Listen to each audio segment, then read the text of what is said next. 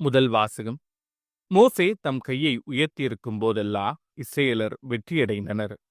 விடுதலை பயண நூலிலிருந்து வாசகம். அதிகாரம் 17 இறைவசனங்கள் 8 முதல் 13 முடிய. அந்நாள்களில் அமலேக்கியர் ரபிதீமில் இஸ்ரேலரை எதிர்த்து போரிட வந்தனர்.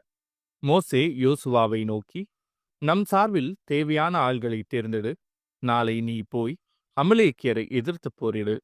நான் கடவுளின் கோலை கையில் பிடித்தவாறு குன்றின் உச்சியில் நின்று கொள்வேன் என்றார்.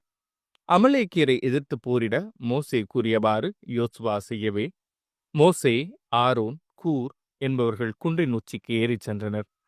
மோசே தம் கையை உயர்த்தியிருக்கும் போதெல்லாம் இஸ்ரேலர் வெற்றியடைந்தனர். அவர் தம் கையை தளரவிட்ட போதெல்லாம் அமலேக்கியர் வெற்றியடைந்தனர். மோசேயின் கைகள் தளர்ந்து போயின. அப்போது அவர்கள் கல்லொன்றை அவருக்கு பின்புறமாக வைக்க அவர் அதன் மேல் அமர்ந்தார். அவர் கைகளை ஆரோன் ஒரு பக்கமும் கூர் மறுபக்கமுமாக தாங்கிக் கொண்டனர். இவ்வாறாக அவர் கைகள் கதிரவன் மறையும் வரை ஒரே நிலையில் இருந்தன. யோசுவா அமலேக்கையும் அவனுடைய மக்களையும் வாளுக்கிரையாக்கி முறியடித்தார். இது ஆண்டவரின் அருள்வாக்கு. இறைவா, உமக்கு நன்றி. பதிலுரை பாடல்.